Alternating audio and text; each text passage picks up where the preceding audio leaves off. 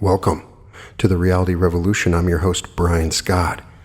And it's always lovely to return to Quo, the amazing channeled entity documented by LL Research. You can find on llresearch.org. And Quo, it comes from the same place as the raw material and is a social memory complex of 6.5 density, a combination of a number of different channeled entities that utilize this as a safe means of communicating during these amazing meditation/channeling sessions. We've now explored Quo in a variety of different ways, discussions about the new earth and some of the aspects of the law of one, talking about gaining access to your guides and guidance. So check out those previous episodes. One of the most popular subjects discussed in these channeling sessions by Quo is love. And it is also discussed as a key element in the law of one, the raw material. But what does that really mean? They talk about finding the love in the moment and love as almost this intelligent energy that goes beyond just simply an action that you take. Some of the stuff about love is so beautiful and powerful that I kind of tried to incorporate several different sessions and some amazing stuff I found read by Quo on love. So the first one is a group question. It began given on April 2nd of 2016, and they asked, in our question today, we are looking to learn more about the metaphysical dynamics behind love. Ra mentions love in many contexts, including saying things such as, the great healer of distortions is love, and love is the great protector. We'd like to know, metaphysically speaking, how love can do these things such as protect and heal, and how does our experience of love, which may be described as a vibration, relate to the concept of time-space and our experience of time-space. When we vibrate closer to love, our experience of time seems to change. Is there a merging of space-time and time-space in this experience, similar to that of higher densities? And how does this relate to the dynamic of love in the time-space realm? Jim is channeling and says, I am Quo, and we greet each of you in love and in light this day. We thank you for inviting our presence within your circle of seeking. It is a great honor and privilege for us to be able to join you here, for you join your hearts together in seeking the nature of truth. You create a light which is most bright and easily noticeable within the spiritual realms. Many there are who rejoice at your gathering, your questioning, your seeking, your sharing, your very being of who you are. Each a portion of the one Creator venturing out into the illusion of third density to find there the love and the light that are everywhere, and yet within your density seem to be so well hidden that many doubt their existence. We assure you, my friends, that when you gather together as you do today, you bring that love and light to the fore, that all may see and share in its sharing of love, of healing, of protection, and of those qualities that you may call the intuitive perception of the nature of reality. For love has made all that there is. If you look upon love as being the primary energizing creating force of the one Creator, and that love is that which is the fabric of creation, and you see that unity that is reflected everywhere outside and inside of yourself, for in all places is the one Creator. Therefore, you asked this afternoon a number of queries concerning the qualities of love to be able to heal, to protect, to be able to express itself in both your third density illusion of time-space and in the spiritual or metaphysical realms of time-space. My friends, it is possible for you to look upon love and see a force which can do all things, and not just those which you have mentioned, for there are no limits upon love in its basic nature. Love may be seen as the concept of that you may call the logos, the primary energy or mover of the creation in various portions that you would see as star systems and galaxies. For there are infinite logi scattered throughout the one creation that are themselves the creation of the one creator.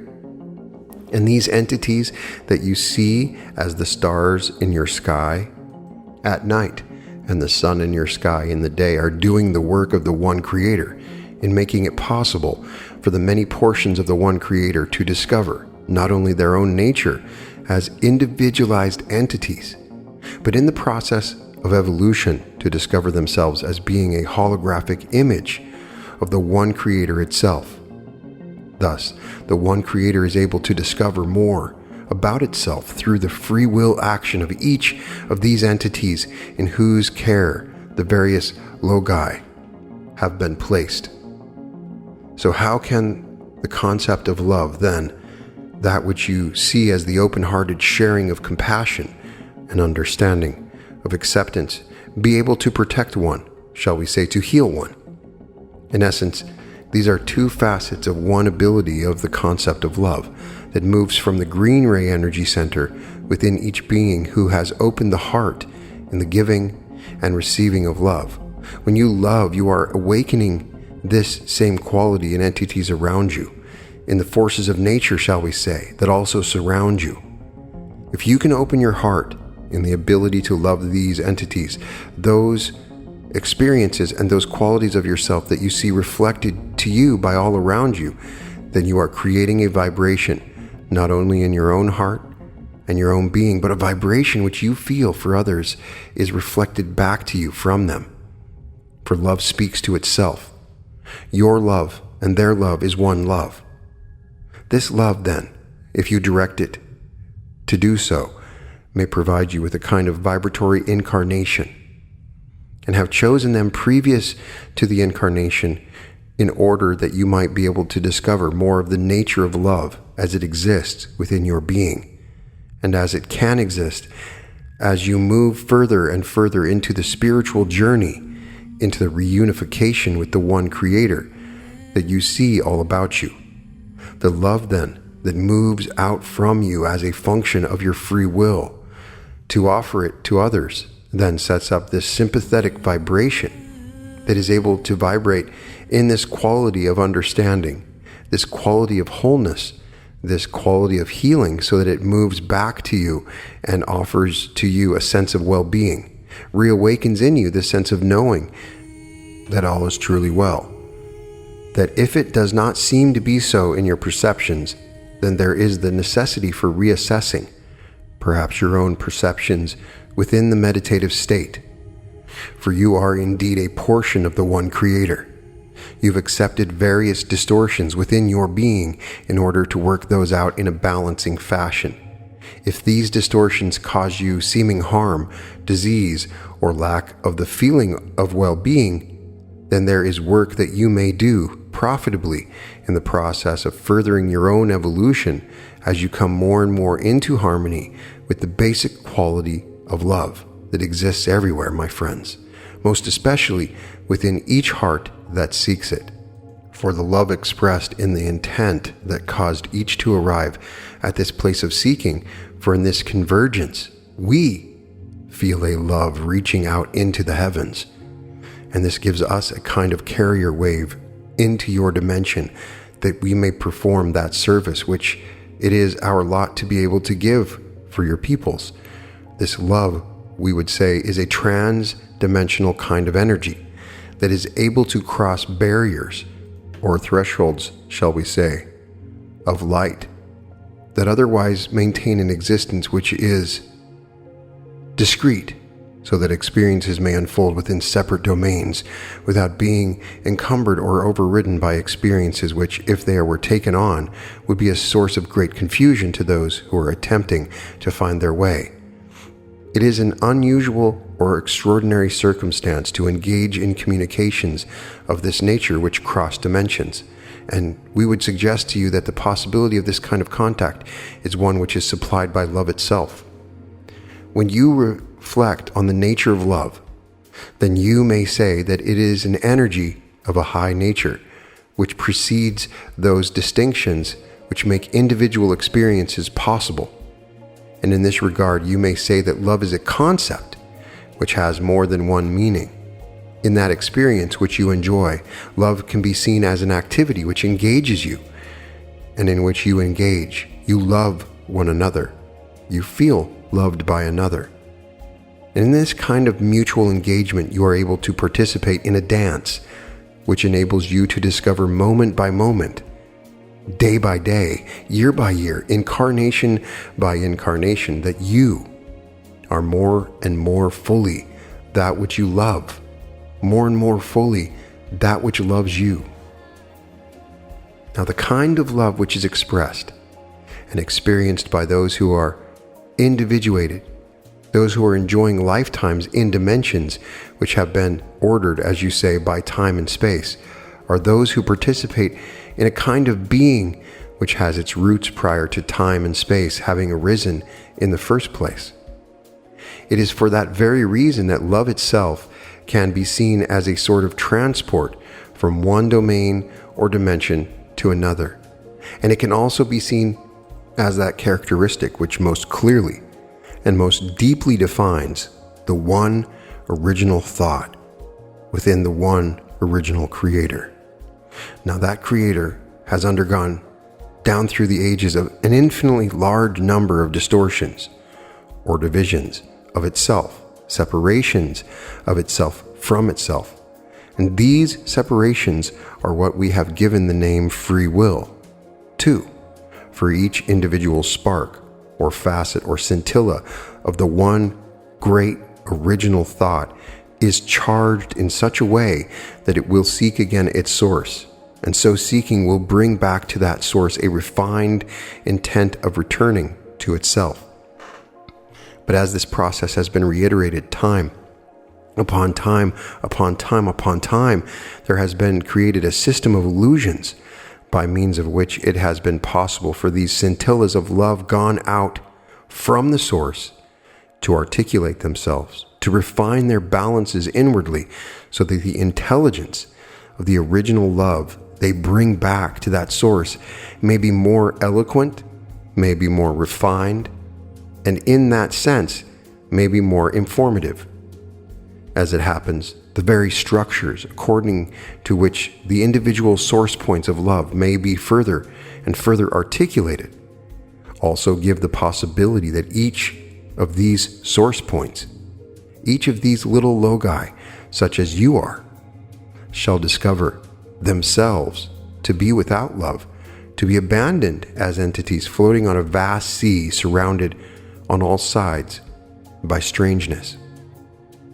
And when each of these lost scintilla of love light begin to find within themselves those resources which enable them to make a beginning of a journey back to the Creator, they can learn to give the name love to that energy which fuels them along the way, starting from this beginning and looking toward the end.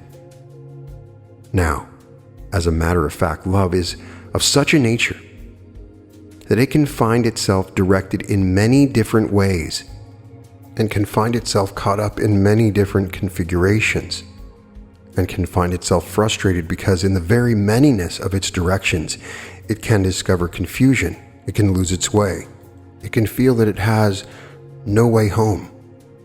And in this extremity, love and searching within for the end of that resource which can be its only healing, which can be its only sense of direction, can feel like for the first time it is sounding out depths in the nature of love that have lain long concealed, that have in fact in a way never yet been revealed. And it is true, my friends, that each here has a secret love that is unique to it alone, and a secret love, shall we say, that the Creator, the one original source of all love, longs to have returned to itself as revealed. Now, as you reflect upon this process, it can be staggering to realize that it takes place over eons upon eons of what you call your time. And yet we would suggest to you that there is a sense in which all of these vast eons of time that you undergo through your various incarnational cycles, moving from one density to the next and to the next, that all these eons of time are in fact as of one instant. For there is a sense grounded in the nature of love itself, in which all time is always altogether. That points to a quality of love which is rather difficult to grasp, particularly for those whose experience is measured out moment by moment, particularly for one who carries a sense of past time as memory and dwells in relation to future time as anticipation, and situates the self between past and future in such a way as to suggest that time itself is a fleeting phenomenon, an ever-moving phenomenon.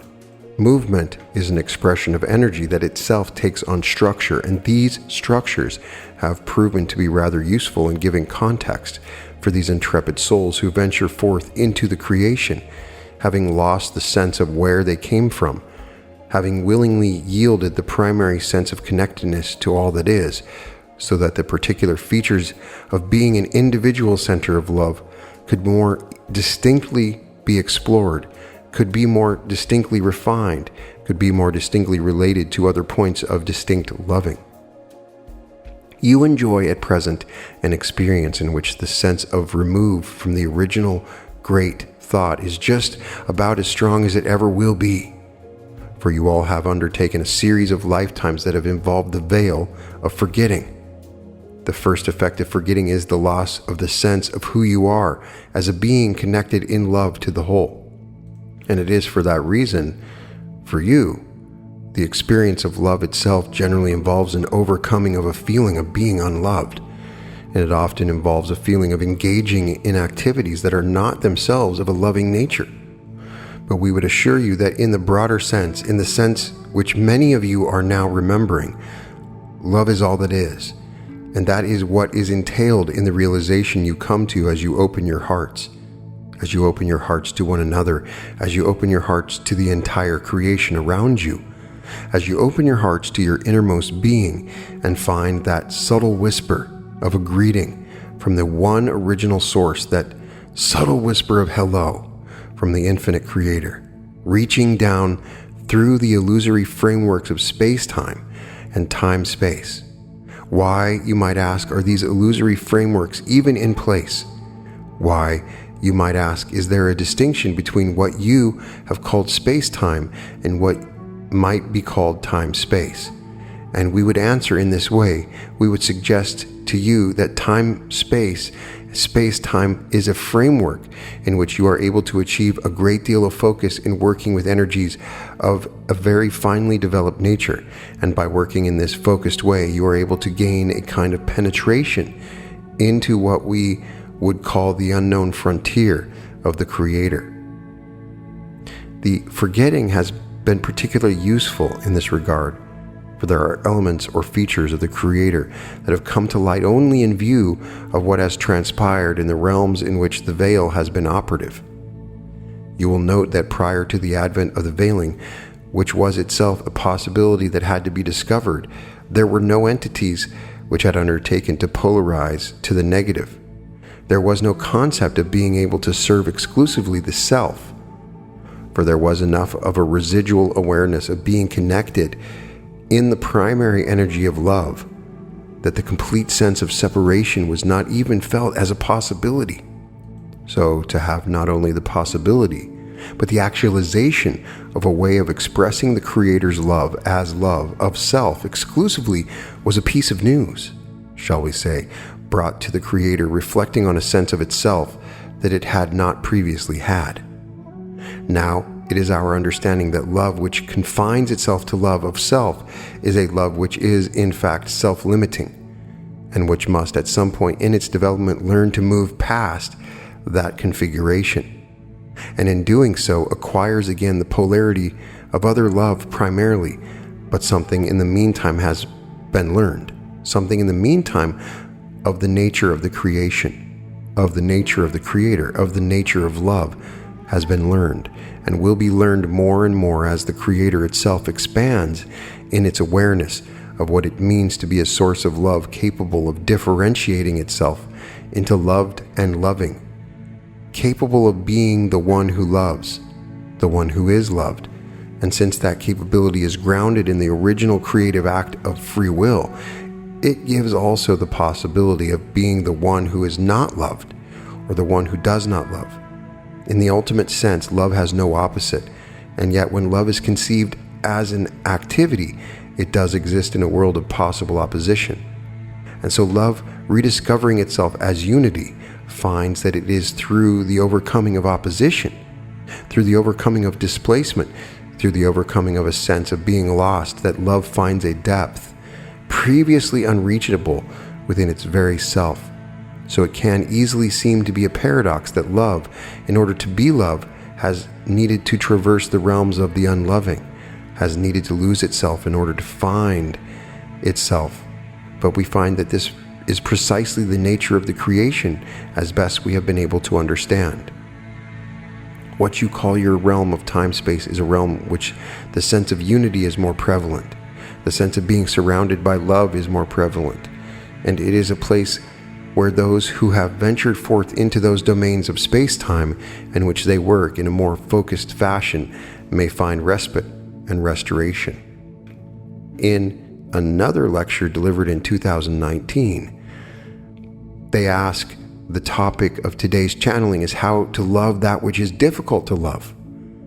And they begin by saying, "We thank this group for this rich topic, as there are many ways to approach such a question so central to the third density life. For you are surrounded, immersed, inundated with mirrors in each day and indeed in each moment of your incarnational experience in this realm. Those mirrors, while running the range of your third density experience, are most profoundly found in the form of the other self. Each other self reflects to the self some aspect or image or likeness of the self, so that the self may understand and love and serve more deeply. Some of those mirrors, as your group notes, are more difficult to look into than others. Some mirrors are enjoyable and appealing and attract and draw the self. Other mirrors, as we were saying, reflect to the self not the sought experience of the open heart or connection or ease or balance, but instead reflect to the self limitations of the heart, imbalances within the energy system, and difficulties of vision. What is the measure of these imbalances and limitations on vision? How is it that the difficult other self reflects this back to the self? The index of clear seeing, of contact with truth, of realization of the Creator, is the capacity to love unconditionally. Where that is not consciously known and experienced is where there is limitation within the self. We do not use the word limitation in a pejorative sense, for this limitation is designed to be intentional and productive of the development of will and faith, but it is a limitation within the being. The limitation points to something within the self where the Creator is not fully or perfectly understood. For if the Creator was fully or perfectly understood in a balanced way, then the response to the difficult mirror would be unconditional love. So in facing another self, which is difficult to love, we counsel that the seeker asking itself that question looks within to find perhaps where there is something unforgiven within self, something not understood or accepted within its being.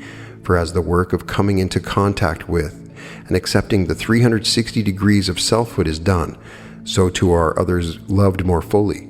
We do not say that this is an easy work. It takes lifetime after lifetime, often in the case of your experience, simply to bias the self to seek the open heart in the first place.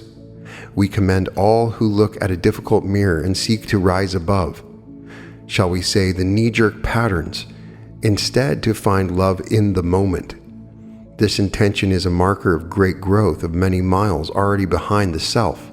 Many within your illusion are sufficiently asleep that they would not look at a so-called difficult person and seek to use the catalyst being presented, but instead in their slumber seek only to respond in knee-jerk patterns of defense or attack, or of some manipulation of the moment that seeks only comfort. There are no hard and fast rules, shall we say, for successfully loving that which is difficult to love. But we highlight again, the power of the intention, the power of meditation, and the power of prayer.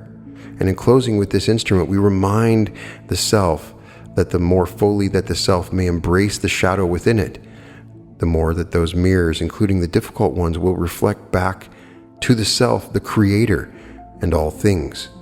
The question posed is also firmly rooted within the illusion that you now experience, for the nature of love, in its truest essential sense, cannot be met with difficulty. The very idea of an individual or a situation that is difficult to love is one that can only be perceived from the standpoint within a veiled existence. The true nature of love and the Creator, hidden from the perspective behind this veil. Thus, we have spoken much to your question in terms of the work which may be done in the realm of broadening one's ability and capacity to love.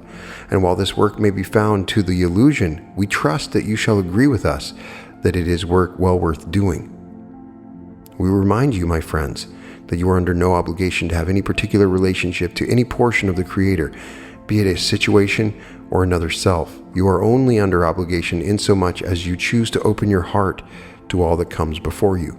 And this obligation that you have chosen as seekers of the open heart is quite burdensome, as you have discovered, for there is much from the perspective of the entity within the third density that presents difficulty, closes the heart, and this pain that you have chosen to many of your peers may seem foolish or reckless or dangerous. There are many energies surrounding you and within you, asking you to close your heart to those different than you, to those who hold different ideas, and perhaps more difficult to those who represent harm which may be done to you or those that you love. And thus the heart may close from a sense of social obligation or even protection for the self or for the other self. The scenario may seem from your perspective to be unenviable, yet from our perspective it is quite an exciting opportunity, for it presents an essential lesson and chance for the polarization of consciousness, and an opportunity to glean more of the true essential self, which is the Creator, and which offers its love unconditionally to all, without the challenge presented to the self. These facets of the Creator may go unrealized, and thus the opportunities presented by the challenges of love are indeed blessings to your essential self. You have chosen this path of the open heart because we believe that you have felt within you the rightness of such a path. This rightness, however you may experience it, we suggest to you is the call of the Creator who yearns for you.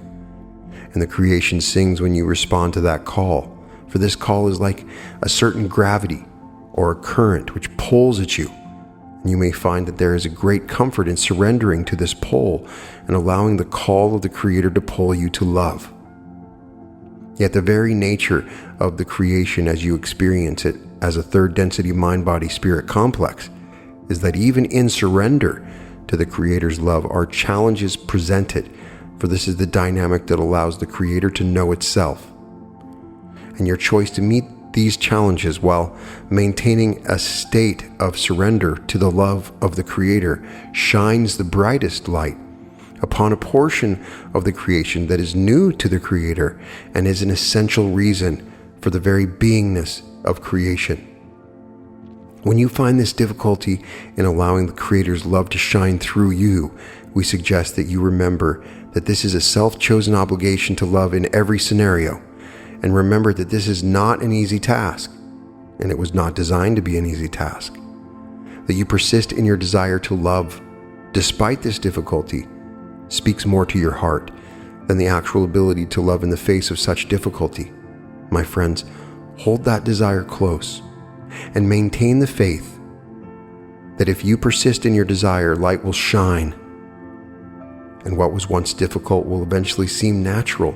We commend you in your desire and offer you our greatest admiration in the path that you have chosen. In another session on June 14th, 2002, they ask, I feel difficulty in just plain loving so much of the time. What blocks have I created to the love within me? Where or how am I preventing the infinite energy from reaching my heart? What can I do to love and accept my family more? Is there anything I can do to bring healing where it is needed in this family? My father, I'm seem to be very struck in the orange ray concerns which keep my focus on myself.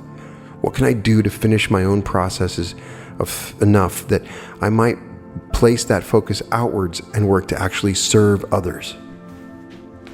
Carla channeling says, we are those known to you as the principle of Quo. It is indeed a great blessing to join your meditation, and we thank you that each has laid aside the concerns of the day in order to form a circle of seeking. It is our great blessing to us to share the beauty of each of your vibrations and to be able to serve as we hoped to serve when we joined the inner planes of your planetary sphere. For being called upon to speak upon such subjects as love and its increase is the service that which we hoped to offer, and so we offer a thankful expression of gratitude for this opportunity and are happy to share our humble thoughts with you, asking as always that each chooses the thoughts from those that we offer that seem to have virtue and leave the rest behind without a second thought. When we come to the subject of love, we find there are as many ways to approach the subject as there are stars in your night sky, and yet the energy of each star has its center in the one great original thought that created all there is. The expression of discomfort and distress shared by the one known as Jia is an expression that is very common to those who dwell upon your planetary sphere at this time. It is an ironic truth that before awakening from the planetary dream, the mind of an entity is effectively asleep in a metaphysical sense, so that the discomforts of being conscious and fully aware of the situation around one are muted by the dream of consensus reality. Whereas upon awakening, it becomes obvious that the consensus reality is, in fact, an illusion with a gaudy surface, but very little actual content, and that which before a comfortable sleep becomes an all too sensitized awareness of the seeming gap, that which truly is, in a metaphysical sense, and that which can be expressed by the life of the everyday chores and duties and honors of being in the human condition, shall we say, whereas once was able not to question but simply to abide by those suggestions of that which is worthwhile and that which is not, that which is good and that which is bad. Upon awakening, there becomes the awareness of the state of pain and difficulty in identifying one's nature, one's goals, one's service, and one's path ahead. The life stretches out before the gaze, full of days that are empty of true meaning and vital energy. Within this condition, there is one hope, one call, and that hope and call is the call of love. For love calls not only within the being, but surrounding and emanating from the being. There is the hope of multiplying by the actions of the self the love that is available to the world without one. And the soul begins to wonder if it will ever find that seemingly secret path through all the twists and charges of the winding road that seemed so straight when one was asleep, but now opens out into an increasingly mazed and seemingly confused pattern of turns and twists and dead ends. Many are the souls that sit upon a rock by the edge of this winding road, alone, feeling dry as the desert, aching for company and yearning for true purpose. And this is the feeling of the desert within this dry time of awakening and getting one's bearings. It often seems as though the road truly does go on forever with no relief from the smallness of detail in the daily landscape of the yearning of the heart for greater and more abundant surroundings. We come to this group this evening with a very simple message, and that message is that this experience of dryness and aridity and difficulty and discomfort is the shell or the husk of the self and the worlds that are full of vitality, crammed and stuffed with essence, with meaning, and bursting at the seams with opportunities to be of service to the self, to the Creator, and to the world about the self.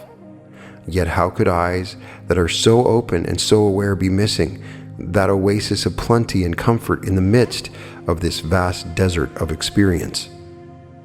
We would move back with each of you, backwards in time and in mind, to a point before birth, before the approach into this illusion that you call third density. Each of you had undergone a process of planning and prayerfully, thoughtfully choosing the relationships that would serve to bring forth the patterns of catalysts There were those patterns that would engage the self in very precise and intended ways, with certain key lessons that had to do with love, with learning how to love, with learning how to accept the love of others, and learning how to be of true service and how to accept the service of others towards you. Resting in that very supported environment of guidance and planning, gazing at the incarnation ahead, may we say that each of you felt fairly confident that you would not forget your purpose, your dreams, your goals, your hopes, and your desires for learning and for service within the incarnation to come. From that viewpoint beyond the veil of forgetting, it truly looked as though it were going to be enjoyable and all too brief an experience. As this instrument has expressed it, each thought, this is going to be fun. And then that point of view was lost in a rush of coming into third density fully, of beginning to breathe in and breathe out, of experiencing the limitations of the physical vehicle that must be fed and clothed and comforted with sleep and rest in order that it may survive, let alone be of service. The one known as G wonders why the bulk of its thoughts and concerns at this time revolve about the self and about personal relationships. And yet we would say that in each entity's life experience, there is constant and never-ending need for the processes of investigation into the nature of the self and those relationships about one that have been so carefully chosen before times. In each life experience, no matter what the expectation has been beforehand of how enjoyable the experience would be, the illusion itself creates a most efficient feeling of being completely overwhelmed by the ocean of experience. The waves mount upon one another, seemingly without rhyme or reason, and when one is washed upon a shore in this archipelago, that shore may well be created from confusion and unanswered questions. We can only suggest to each of you that this is precisely the position in which you desired to be before incarnation. Carefully, studiously, and with great love and compassion for the self, each of you planned this descent into seeming madness and chaos. Not to punish yourself, but to give yourself the opportunity to be lost within the body, the mind, and the experience of being fully vulnerable, fully blinded, fully submerged in this puzzle which is never fully worked, but which cycles around so that once the puzzle is worked one way, the pieces are tossed into the air and come down to form a new pattern, a new maze, a new puzzle, in order that the incarnational lesson may be viewed once again, and then once again, and then yet again. Again, not to punish, but to provide a continuing classroom in which the self begins to know the self, begins to know the mind, and the heart of the self begins at last to refine the self in the sense of coming to a new balance in that winding road of love and light. For balance, there needs to be, and it has been your judgment before incarnation, that just these lessons and these relationships would give a rich and varied diet to the soul of choices to make, of puzzles to solve, of keys that unlock chosen doors within. There is concern within the one known as G that there is selfishness within that is causing too much of the concern of the mind and the heart to rest within those knotty problems of self. And yet we would say that this is precisely that concern which needs to be upon the mind of the individual who is young in years. And indeed, in a cyclical manner, this process of discovering the heart of self recurs regularly throughout the incarnation. There is no sense of ever being finished. That is a vain and shallow hope that has nothing to do with the soul within. There is not a curriculum which one may learn and then be finished. Rather, there is an opportunity for as long as the incarnation lasts to place oneself in what the instrument would call the refining fire, to allow the soul to be distilled again and again in the distillery of incarnation, so that each time the cycle moves a round of catalyst, experiences, and learning, the soul is more known to itself, more available to the conscious mind, more open and unafraid, more vulnerable to joy and sorrow, and more comfortable in the midst of suffering, as well as in the midst of happy times. Within this cycle of experience, at the very center of self, lies that same original thought of love which shines out of the night sky from each star. Each soul within incarnation is also a star. Each drowning in the sea of confusion is also a master. And yet the goal is not to remember the masterhood as much as to begin to sense the lack of necessity for understanding. The goal of this sea of confusion is to drive the attention at last from trust in the logic and the sense of the mind and the intellect into the heart, to release at last the demand that the life experience make any certain kind of sense, and the creation of that energy of fearlessness that is able to at last say that I know that I do not understand, and yet I know that I live in a world that makes complete sense. I know that I do not understand the plan, and yet I know beyond a shadow of a doubt that there is a plan. I know that I shall never understand what I am doing, but I have come to know that I cannot make a mistake. Then at last the soul within is free to take that which is this instrument calls the leap of faith, where the meaning and the sense of life in the metaphysical way of looking at it begins only when the leap into midair is taken. The demands of sense and logical neatness are abandoned in favor of the full confidence in the support that comes in midair. Perhaps each of you has seen the cartoons where the coyote dashes off into midair chasing the roadrunner. Finally, the coyote looks down and realizes that he has run out of cliff, and once he realizes that he is running only on air, he sinks like a stone and plows into the ground below. This is the human condition. Yet when it becomes possible for the spirit within to cease looking down, each will find that midair is a very firm support. It is written in your holy works that the one known as Jesus was walking upon the water in the darkness of night in the Sea of Galilee.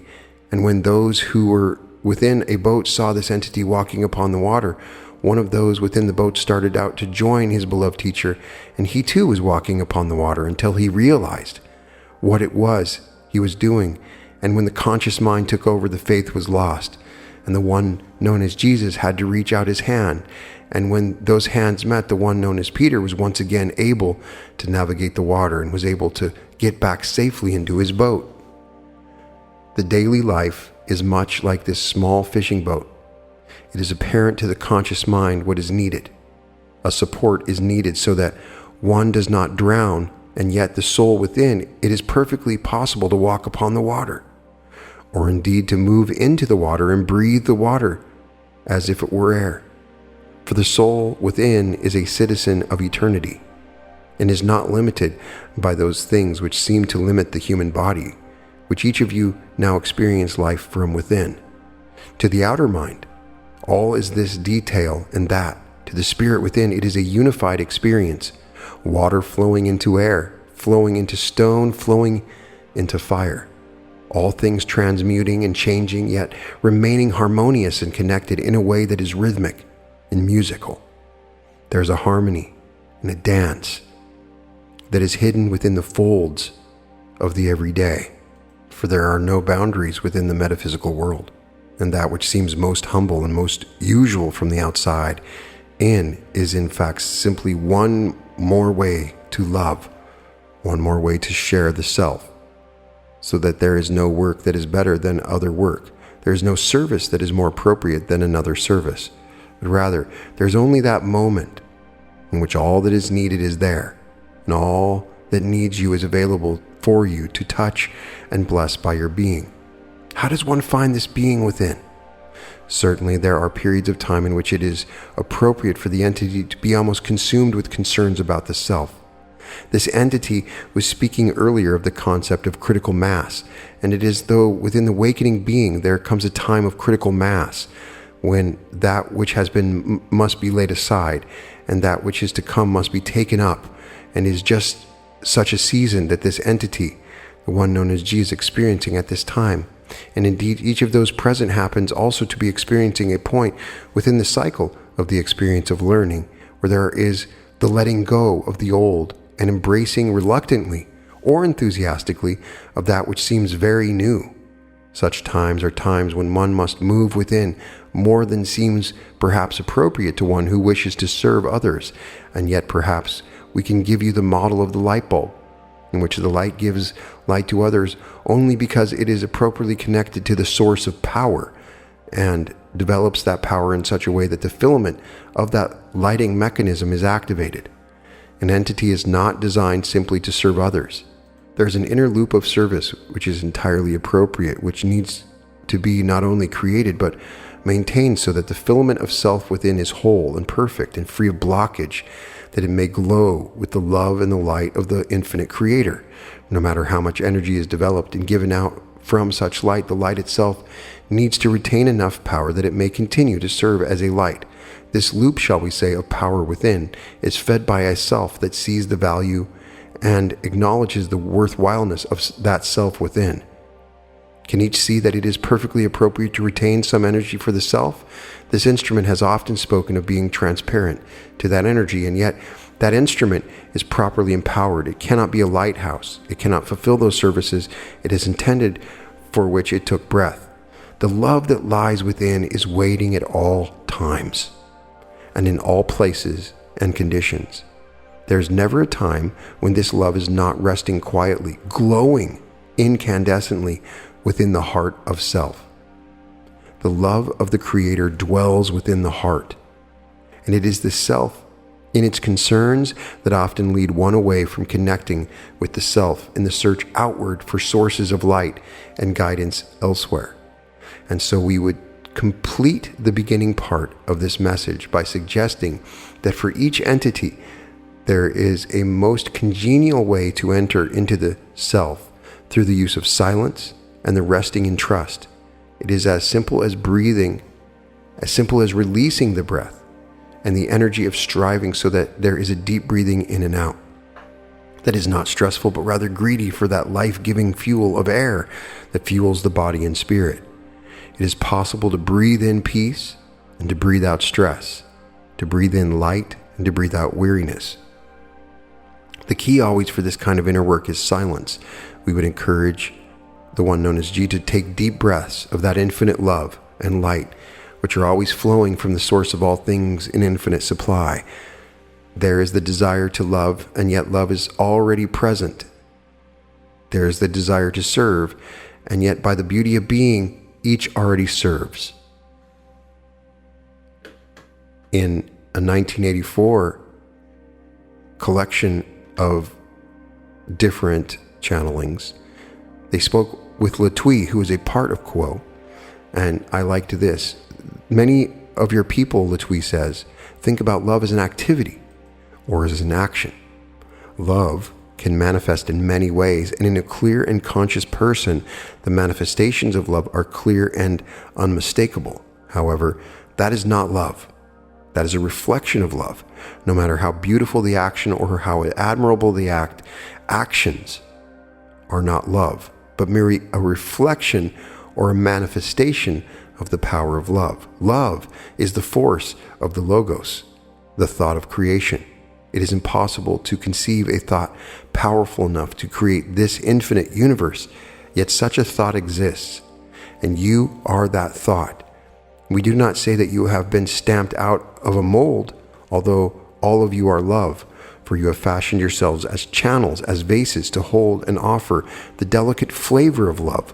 Such are you, each different, each complex, each still unmanifested, as a perfect part of love. As you attempt to manifest love, never chide yourself because of actions, but only because you may have forgotten to allow your being to fill itself with the unquenchable love within you. In another question, they say, the Confederation's sources stress the importance of seeing love in the moment, any moment. Can you help us by suggesting approaches or strategies for making a positive identification of love when it's not readily apparent? Quo says you asked how to make the seeking of love possible in those situations in which it is not obviously present to the outward eye. This, my friends, is a very good question for each of you and for us to consider for most of the illusion of which you inhabit does not appear to contain much of that quality which you call love. This is not by accident, my friends. It is by design, for each of you took part in the design of this illusion. That part of you, which is the one creator, which resides within all of the creation, has fashioned this illusion in such a way that the quality of love, of total acceptance of another, of giving the energies of your being to another freely without expectation of return, are hidden within each portion of this creation, in order that in some way and at some time, those entities such as yourselves that are taking their existence now here in this illusion may learn certain lessons related to love by finding it through their own efforts, those efforts which are put forward each day as you go about your daily round of activities. It is most helpful if you are conscious that what you do in this illusion is indeed the seeking to find love and to give love at all times. There's no other activity which has value in your spiritual journey other than this seeking and finding and giving of love. Those activities which you are busy yourself as a part of your profession, your hobbies, your activities, your leisure time, all of these are vehicles through which you move in a certain fashion to discover love, whether consciously as a conscious seeker of truth, or whether in a manner which may seem to be accidental as one which moves in a less conscious fashion through the daily rounds of activities. All have the opportunity to seek and to find love. As we have said before, this creation is made of love. It only seems to be other than love in order to provide you, shall we say, a challenge that allows you to increase your polarity of positive seeking to serve others by finding the love in those situations in which you find yourself engaged in your daily round of activities. The more difficult it is to find the love, the more positively polarized in every situation in which you are able to perceive it.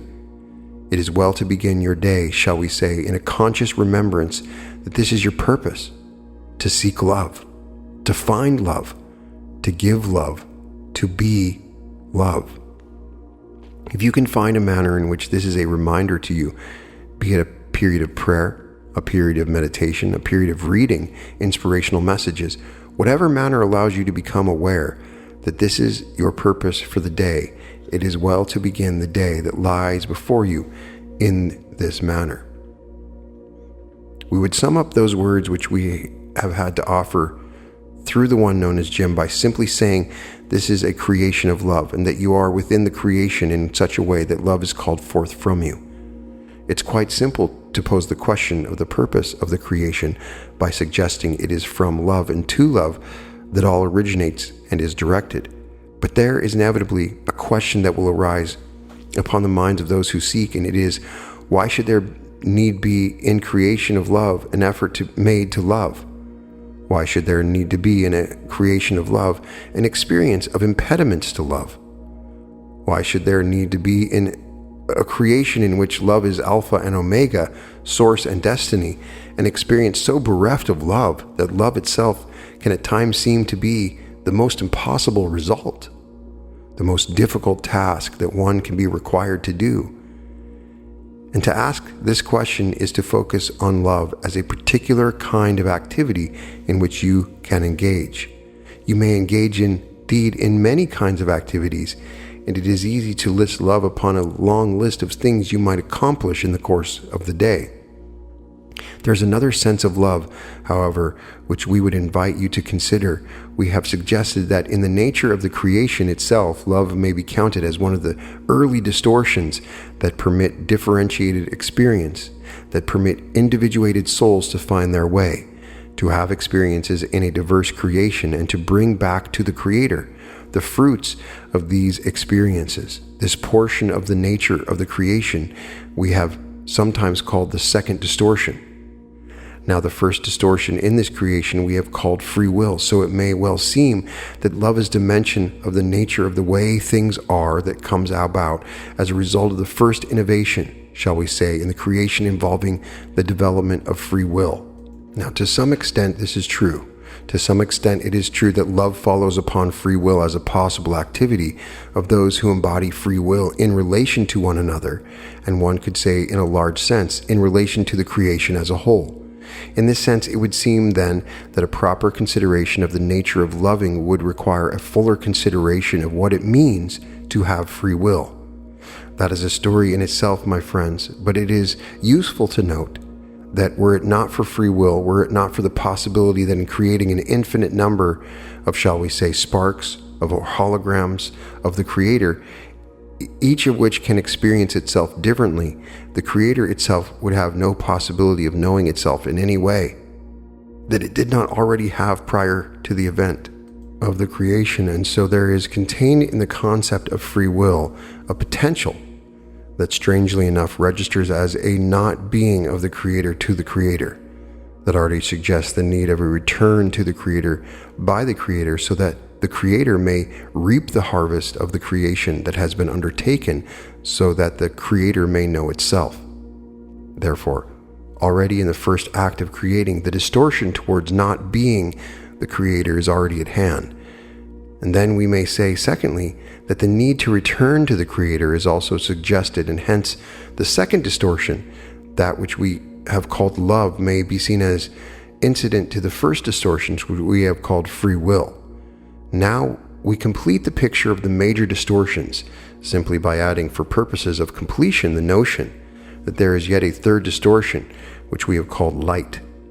The experiences which you enjoy have liberally invested themselves in light, as well as insofar as the possibility of those differentiated experiences we call incarnations is predicated upon light having differentiated itself to a very great extent and down through many densities and many diverse creations. To return then to the concept of love as it is separated from the first distortion, called free will, we would say this. We would say that love comes in a secondary position in relation to free will only in a rather limited sense, because here is another sense of love, which is prior yet to the sense of love we have suggested as the second distortion. And that sense can be used to describe a quality of a feature or a face of the one Creator, conceived as completely undistorted, completely unhampered, undifferentiated, unseparated from itself. Unseparated, we say, but therefore in a peculiar sense unknown. Now this quality of being unknown is what we have sometimes called the quality of mystery. And it is mystery which characterizes as best we have been able to discern the one Creator in its undistorted self. But we would also like to suggest the mystery of which we speak is a mystery which resonates down through every distortion, every facet, and every iota of the creation. This mystery is available for participating in, and to our experience, limited through it may be, love is always the most eloquent, the most searching, and the most fulfilling way of participating in the one central mystery, which is the Creator itself. And so in the infinitesimally articulated experiences down through all the densities, and in manner upon manner of creaturely existence, beyond the wildest imagination of any particular creature, there is available the possibility of taking up a direct relation to the one mystery of the creation, and making of this mystery a celebration of the creation itself, as the Creator is given the opportunity to participate in a relation that the creature has made available to the Creator. The making available of that magical moment goes by the simple name of love. And so when you are able to love your neighbor, when you are able to love yourself, when you're able to love the entirety of the creation with all the shortcomings that you may perceive in it, with all of the difficult people that you may know, with all the flaws which you may be able easily to see within your own self, then you have the greatest gift to give the Creator, and that the Creator ever could want. The Creator then becomes known to the Creator, just as when you love someone, that someone becomes known to you in a deeper way than ever could be if the carrier wave of that relationship was anything else but love. Now, in truth, of course, there is really nothing else but love that could be the carrier wave, and yet we may talk about love in diminished capacity, and we may talk about love in more fulsome capacity. The struggle that can characterize your daily affairs can be seen simply as an effort to move that which is diminished into a circumstance or a configuration in which it is more full, in which it is more realized, in which it is more deep. Now, one can easily suppose that it were in that case that in one bright shining day all were able to return fulsome love back to the Creator, that the Creator would stand fully exposed to itself and would know itself finally in its completeness. However, it has been our experience, and once again we would like to iterate that our experience is limited, that no knowing has ever begun to exhaust the mystery of the Creator or the mystery of the creation. It is truly an inexhaustible source, and that inexhaustibility is something which you may sense in a small way in your experiences of love for your fellow creatures. For when you love your beloved, when you love your wife, when you love your husband, when you love your children, when you love your friends, when you love your groups, when you love your planet, you do so in such a way that it does not diminish that which is love. In fact, strangely, it seems to augment that which is love. And once again, we face a paradox or a mystery, because a mystery which is so infinite and so completely mysterious, which seemed to be something that could not become more itself, that is to say, more mysterious by being loved. And yet it seems to us that it's exactly what happens. It seems to us that the creation does become more, and that the concept of infinity, very strangely, incomprehensibly, is susceptible of becoming more. And more than that, it is of such a nature intrinsically that the orientation to more is a part of its constitution and part of its makeup. So the creation has the Creator that is an open invitation that every creature at every level, in every manner of its expression, to participate in the expansion of that which is already infinite, to participate in the unfolding of that which is forever the same and eternal. For this circumstance, we can find no better word than mystery. And for the most successful attitude in relation to this circumstance, we can find no better word than love. For it is in any way that you do love, the simple mystery of their being that calls that love forth from you. And when you do love, you bring out that in your own being which is itself of the element of love. Having done so, you do not find it easier to be that love which we are now telling you that you are. And when you do you find it easier when it comes time for you to engage in an activity, to allow a little bit of that activity to include the love that you have for yourself, to love yourself, to love the others around you that are able to elicit that love from you? That is as great a gift as you will ever be given. To love those that seem to you to be unlovable is, strangely enough, an even greater gift. For when you are able to find in yourself that resonance of love that can reach out to that which does not solicit it, but rather seems on the contrary to reject it, you have inched, however slightly, towards a wholeness of your whole being, towards a realization of your own being as unified, and every such experience of loving the unlovable, every such experience of unifying the ununified is an experience of the Creator finding its lost love, returning home, returning to its source. And in doing so, you give also the opportunity of that other center of being, that other incarnate individual, an opportunity perhaps to experience once again, however slightly, an aspect of itself, himself, herself, not previously accessible. And so love heals many a wound, love bridges many a division. Love offers itself as a possible activity and as a condition of being which is the very stuff, the very source, the very destiny of the entire creation. We are known to you as those of Quo. At this time we shall take our leave of this group. We leave you as we found you, in love and in light. Peace and blessings, my friends. Adonai Vasu Boragas. And that is just a couple of the amazing discussions that I have found about love from the Quo material, and there is tons more. Obviously, this is a key fundamental tenet of Quo, and one of the most important lessons that I continually apply is, where can I find love in this moment? How can I be an instrument of love? How can love work through me? How can I give love? How can I increase love? And I start to think about love whenever anything comes up, and I add love into the element as a solution, as a catalyst. It is something powerful. It goes beyond just romantic love.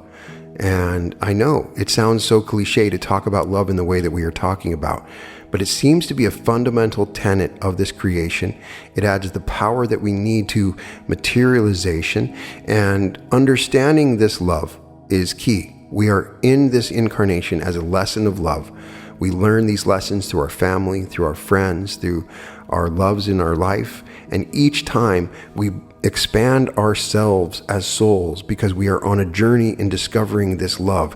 And clearly, as Quo has discussed, and we've discussed in the Neville Goddard material, we are becoming something greater than before. We're putting ourselves through these lessons of love to come out as a greater expression and magnification of this love, which is a part of the one thought of the Creator, so beautifully explained by Quo. I'd love to know what you think about some of this material and how you are learning the lessons of love. Please put it in the comments. Put a like on this video, because everybody needs to know about love as it's expressed by Quo in this. It's a beautiful lesson. In any case, all episodes of The Reality Revolution can always be found at therealityrevolution.com. I'm sending love. I'm sending light. And welcome to The Reality Revolution.